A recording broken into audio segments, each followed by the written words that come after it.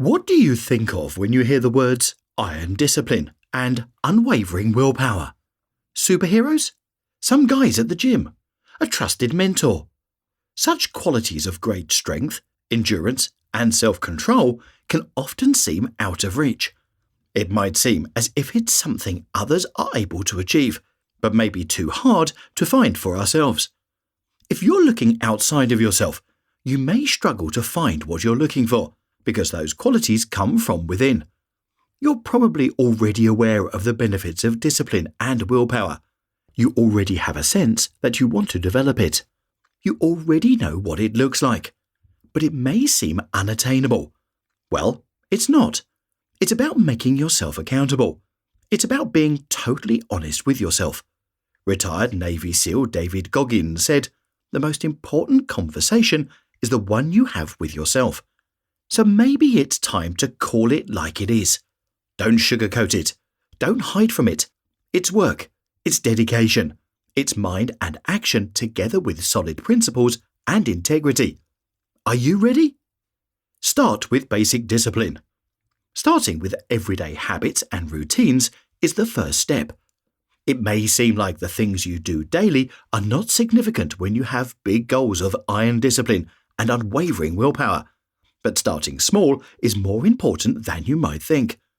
In his book, Make Your Bed, Admiral William McRaven wrote, "Make your bed every morning, and you will have accomplished the first task of the day. It will give you a small sense of pride and encourage you to do another task and another." He continues, "Making your bed will also reinforce the fact that the little things in life matter. If you can't do the little things right, you'll never be able to do the big things right." Even your eating habits can be a small but significant decision that may impact your health and daily routine. A consistent diet of healthful foods can establish discipline and provide an opportunity to develop ongoing willpower. When you start with small steps, you make progress toward bigger goals. Set goals that are clear and specific. You can't be disciplined if you don't have something in sight to achieve. Picture your goal at all times. Visualize it. Believe it. Know that the outcome is going to be dependent on what you're doing now, and stick to that plan. What's your purpose? So how do you choose a goal? You don't want to just choose some random thing that doesn't mean much to you, or what you think everyone else is doing. Having a personal goal that reflects your core values is a good place to start. Ask yourself why you want to do this. Think about what makes you want to get out of bed in the morning.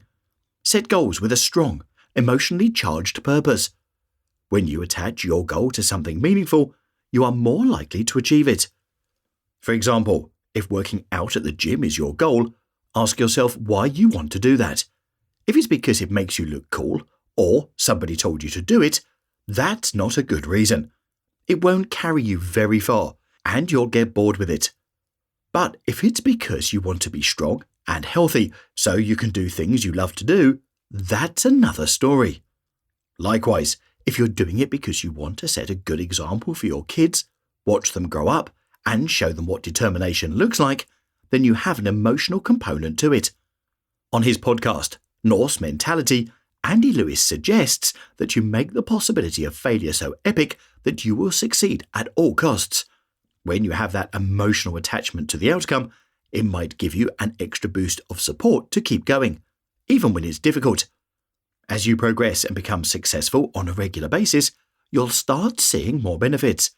You may feel better, look better, and develop more confidence. The logic of willpower. Continuing toward your goal and being consistent with your daily routines and habits can be hard at times, but staying on course will mean the difference between failure and success. Let's say it's 5 a.m. and your alarm clock goes off. Are you going to count on feeling like getting up? Your brain's job is to try and keep you comfortable. It's going to want to sleep a little longer. It might tell you to try again tomorrow. But don't listen to it. Take control of your brain. Embrace discomfort and focus on long-term benefits. Willpower is a matter of logic and good sense.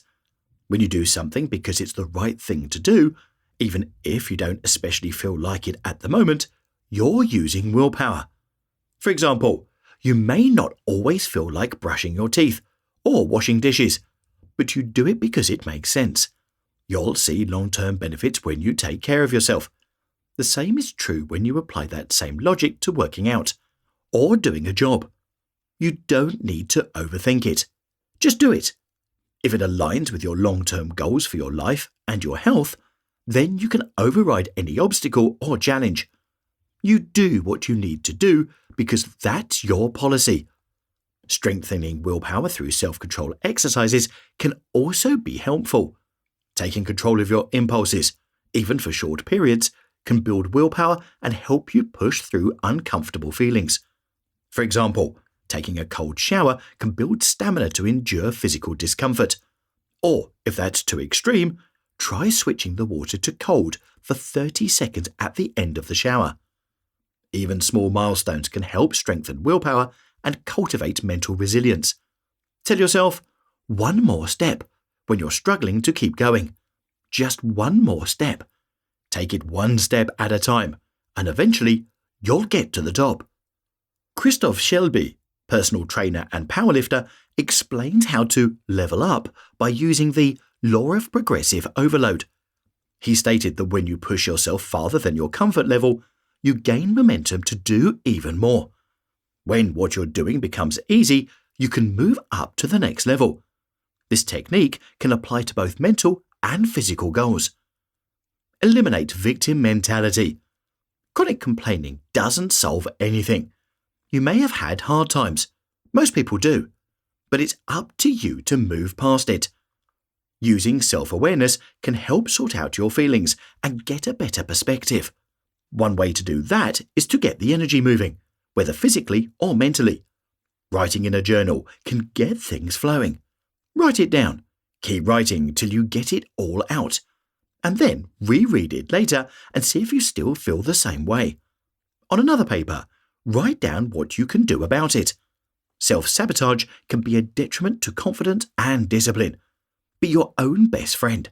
Don't listen to any negative self-talk. Use self-awareness to identify problems and then do something about it, including getting professional help if needed. Make it your default mode. When you first started thinking about what changes you wanted to make in your life, you may have originally been motivated by frustration or disappointment.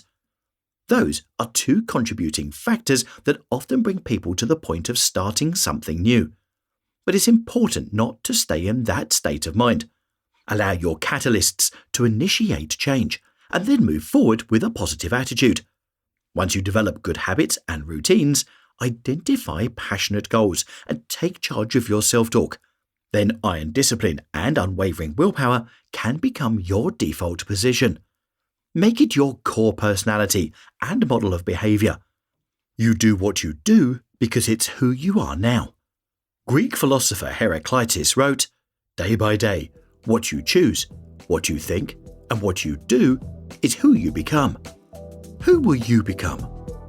Would you like the full illustration from this video? Click here and I'll send it right over. Thank you for watching and have an awesome week.